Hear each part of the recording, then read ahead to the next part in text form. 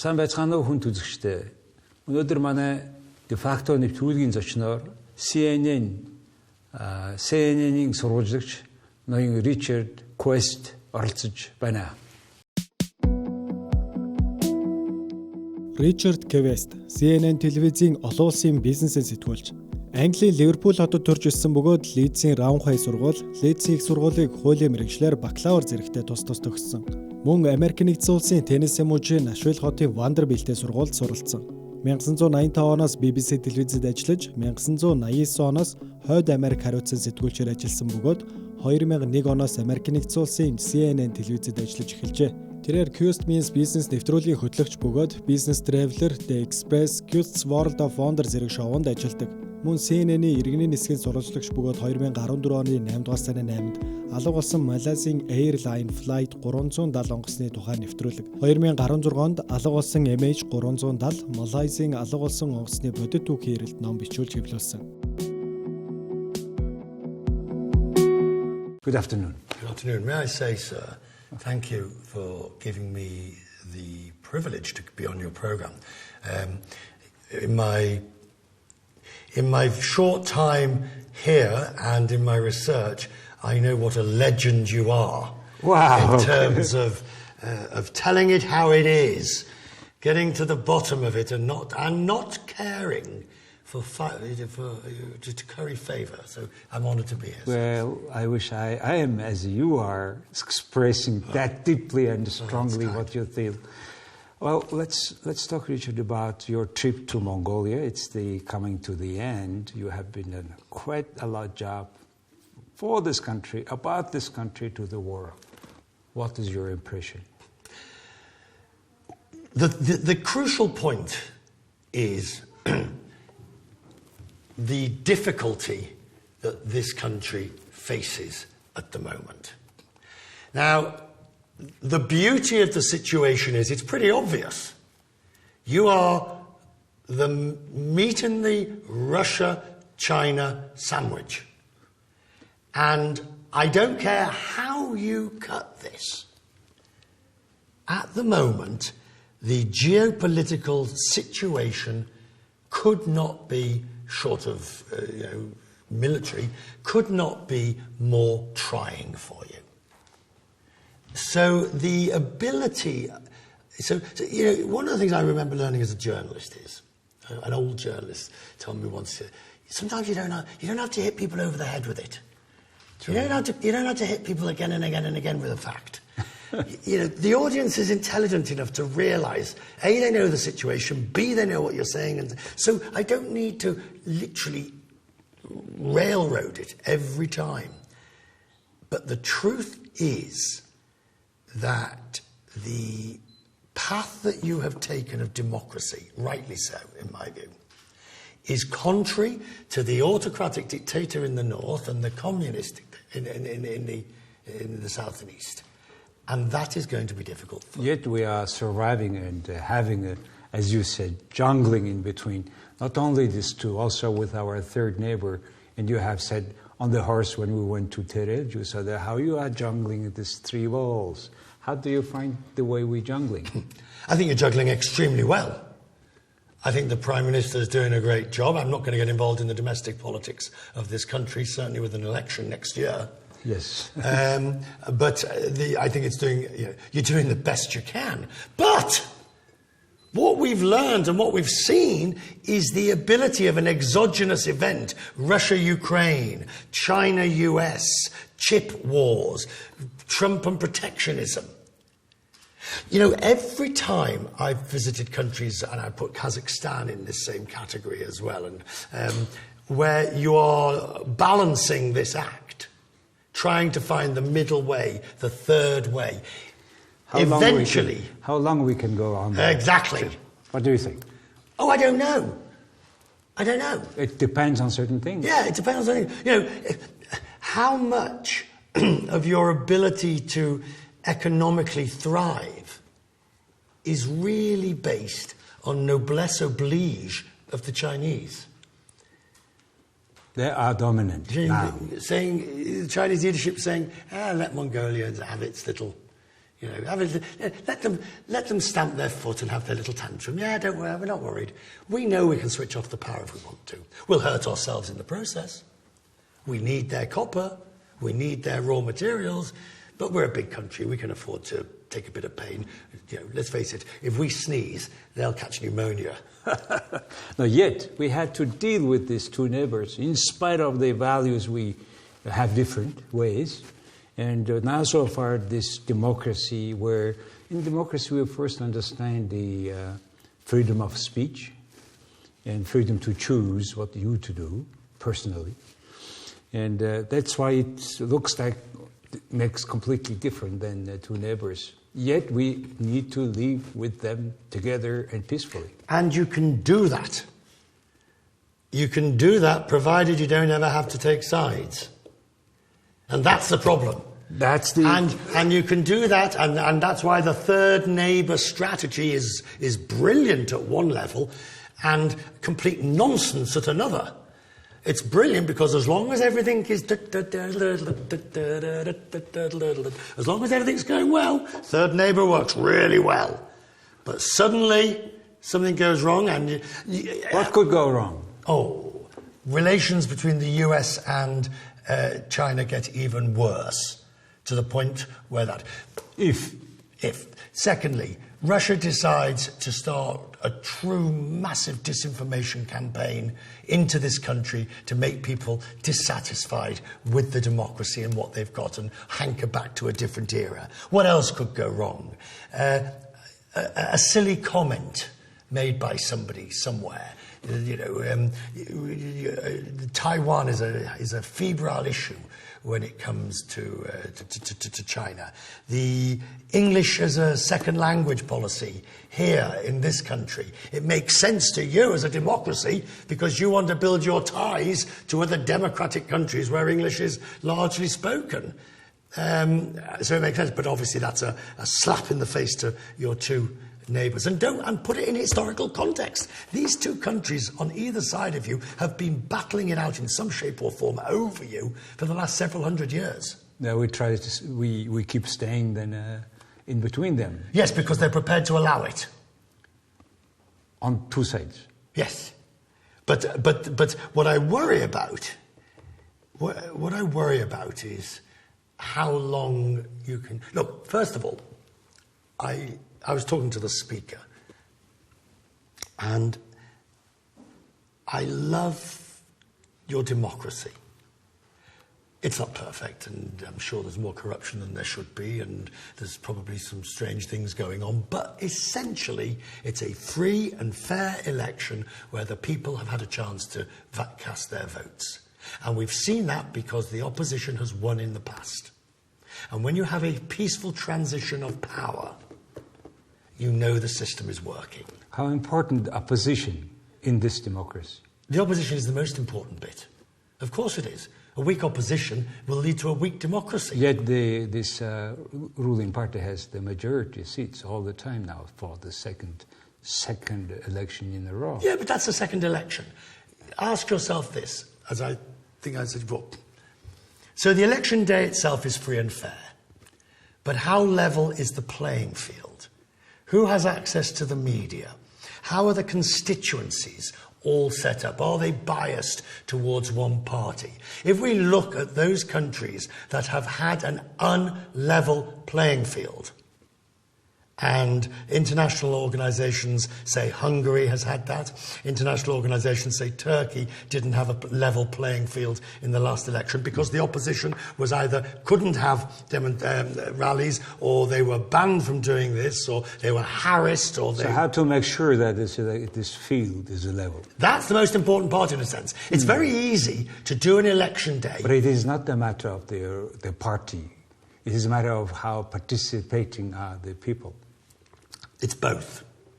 It's both, with respect, because people can want to participate, but if they can't participate because the rules are against it, or they can't participate because it's too difficult. Which is why I asked you, Ardchilal, if I was to stand outside in the square, peacefully, not threatening anybody, and said, I don't like the Prime Minister. I think he should be removed from office. I hope he loses. That's what they do every day. would anybody come and arrest me? No, here not. I mean, it's your freedom, whatever you want to speak. Right. That's what the people do. Right. And it's in a row, many people do it almost every day. Right, so now you're starting to look at the ability of the opposition to have marches, to have rallies, to have their voice heard. And then you start looking at how are the constituencies set up. Now, as I understand it, your new constitution is very likely to lead to coalition government in the future. You think? Well, I don't know, that's what I've been told. Well, maybe.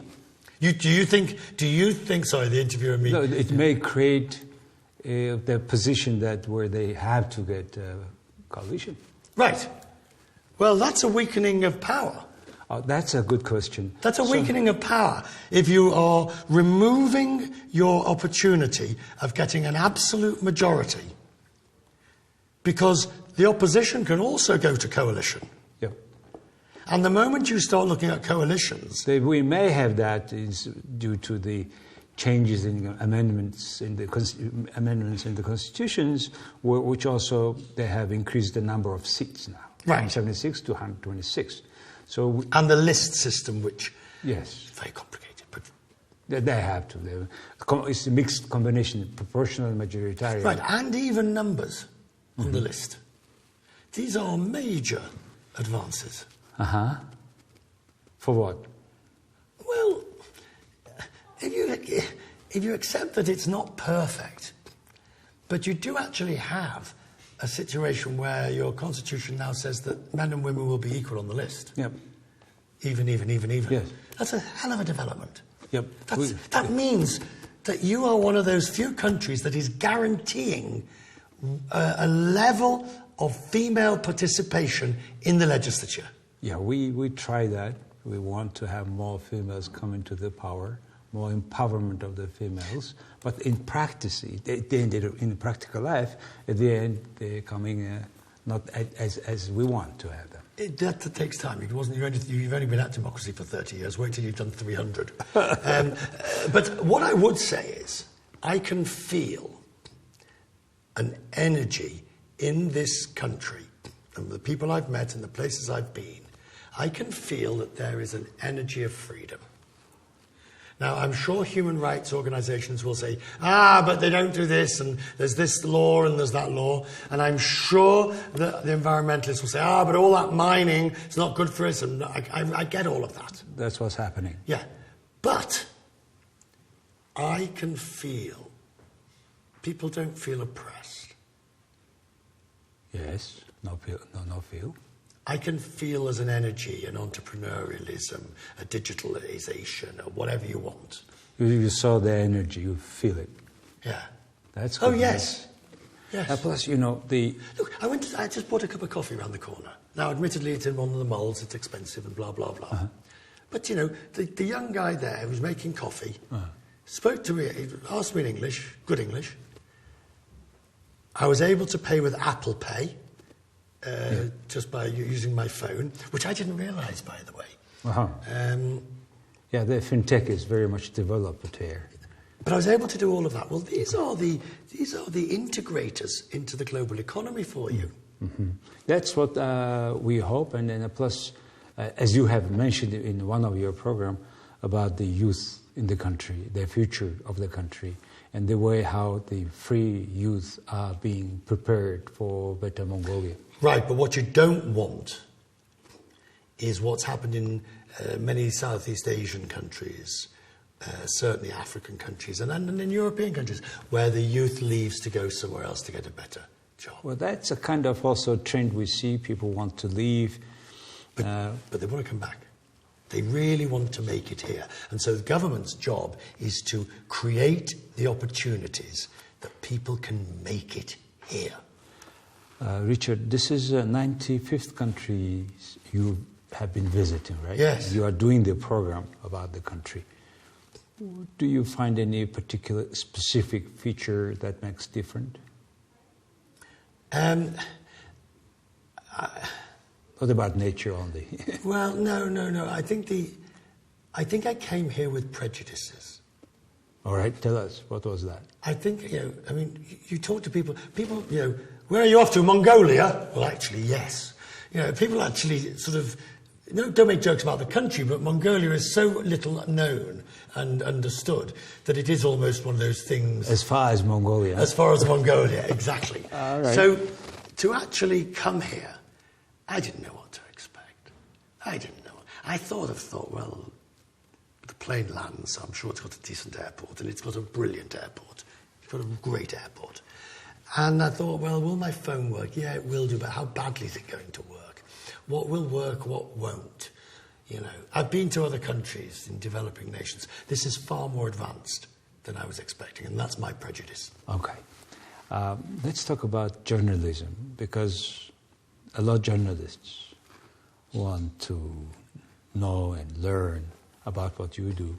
You are always different than, even the CNN anchors are different. You kind of sounds aggressive and quick, means business, this. Why is that? I mean, what makes that different voice? Well, you're being very polite about it, but what you're really saying is, why are you such an arrogant SOB and too loud? I did not say that. No, you didn't. But there is a huge difference. I had a great quote once. Arrogance is when I'm pretending to be somebody else. Confidence is when I'm being myself. I'm not putting on an act when I do it. Because if you put on an act, then your authenticity or your lack of authenticity is obvious to the viewer. It's really blindingly obvious. He's putting on an act. But what happens is you're in the middle of an interview and you suddenly want to get, but what do you see? Yes, but you say that. And you get enthused and you get involved and that's enthusiasm. Mm. Was it from the beginning like this? Yes. Okay. How long you do the journalism? Well, I trained as a lawyer. I mean, I'd done university radio, hospital radio, local radio, but I trained as a lawyer.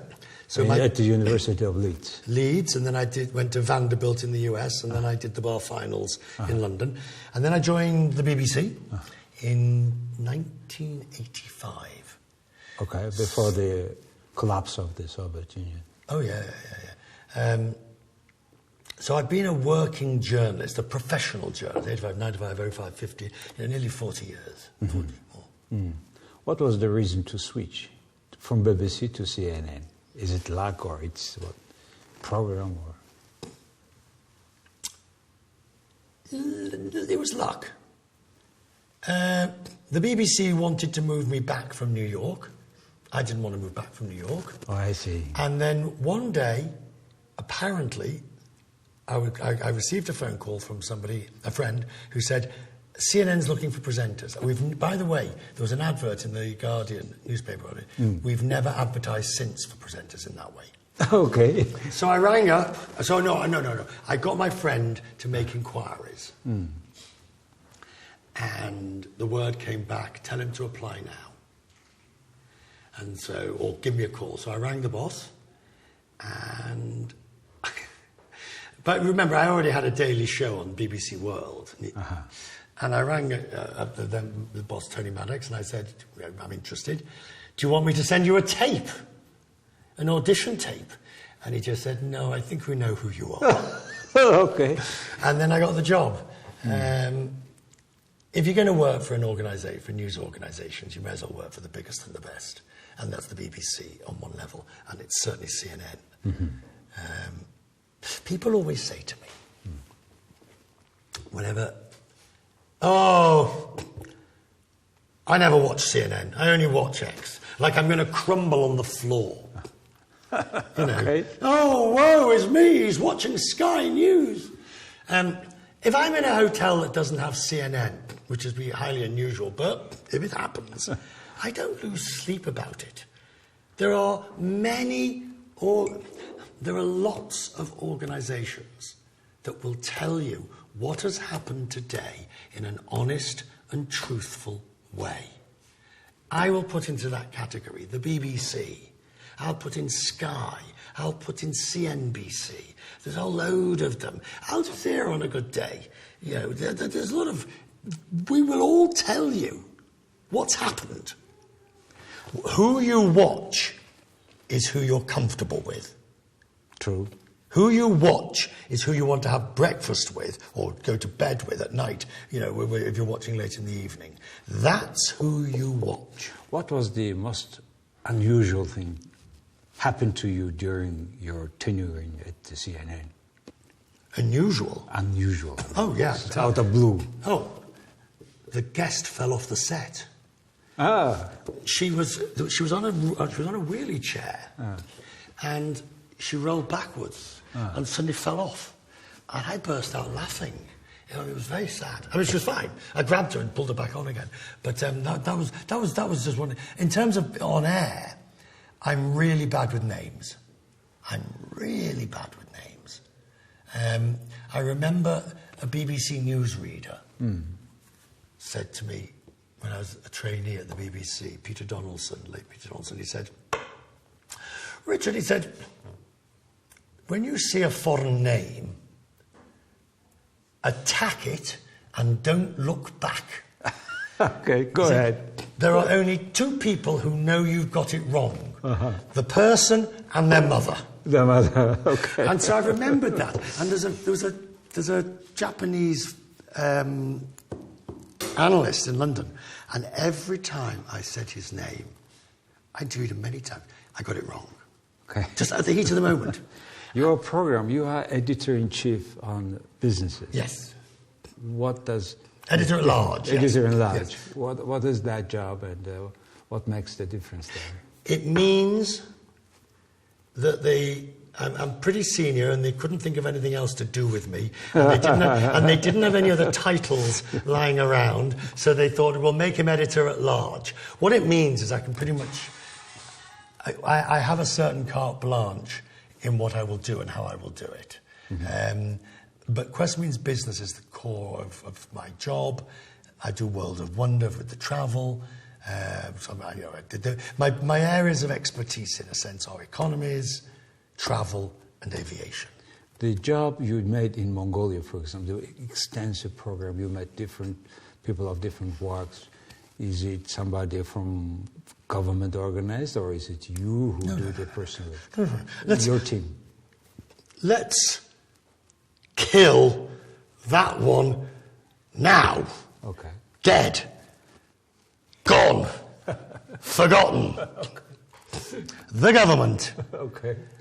No one has had any say over what we are broadcasting except me and my team. We have chosen the guests. We have chosen the stories. We've chosen the way we're going to choose to broadcast them. We've chosen the order. We've dropped certain people out of the programme because we didn't have time. So there is no... I mean, the reason the programmes are so bloody good is because I'm working with a team, including Winston and Kevin and Dan, who I've worked with for many years. And everybody, you know, it's like ballroom dancing. Okay. All right? Now, when you ballroom dance, you sort of both have to go together. But if I'm doing a foxtrot and you're doing a waltz, it'll look... You know, there'll be a lot of amusement, but we won't get very far. True. So same with television. I've got my producers, I've got my team, all of whom are working together. And it's that 1 + 1 = 3 or 4 that really makes the difference. What is the most important feature, character, that you believe a journalist must possess? Oh, it's really straightforward. There's about 3 of them, right? As it said, tell you what they were. I was told once, number 1, you are not curing AIDS or world poverty. So get over yourself. You have an important function to play in a democracy collectively with the rest of the media. But the reality is Richard Quest or Jagal is not single-handedly carrying the First Amendment. And finally, never forget. I remember the guy telling me, never forget, he said, Richard, you are nothing more than a light in a box in the corner of the room that someone can switch off. And the moment you start thinking you are the story, and the moment I start believing, whatever, then I'm sunk, I'm screwed. I have noticed, Richard, you are so well known, so many people know, yet you just do like ordinary journalists. You do your jobs, and it's just amazing that how you can make that. Because one of the great things about working on Quest Means Business, I have an executive producer, Pamela, and she will not hesitate to tell me, Richard, I don't agree with you, you're wrong. What? Oh, well, and by the way, at CNN, I don't have the last word. If she says we're doing this, we're doing it, or we're not doing it. When I'm on air, in my ear, I'm hearing Ronan, my producer, if he says, end this interview now, please. Now, I can do two things. I can ignore him and keep going, but I don't know what issues he's got. I don't know what problems he's got. So I'm not the last word. But this, I think there is here's a point that younger journalists forget now, which I think I learned as a lawyer. There are two sides to every argument. And it's not the journalist's job to be a campaigner or an activist. So let's take the mine down in the south of this country. Rio Tinto and the government have a perfectly good argument of the necessity of building a copper mine for 600,000 tons of copper that will, and do it in the most sustainable way. The environmentalists say this is an absolute disaster. We should be cutting back. You're destroying open cast mine. Total disaster. Economically, you're making yourself beholden to China. It's not for me to say who's right.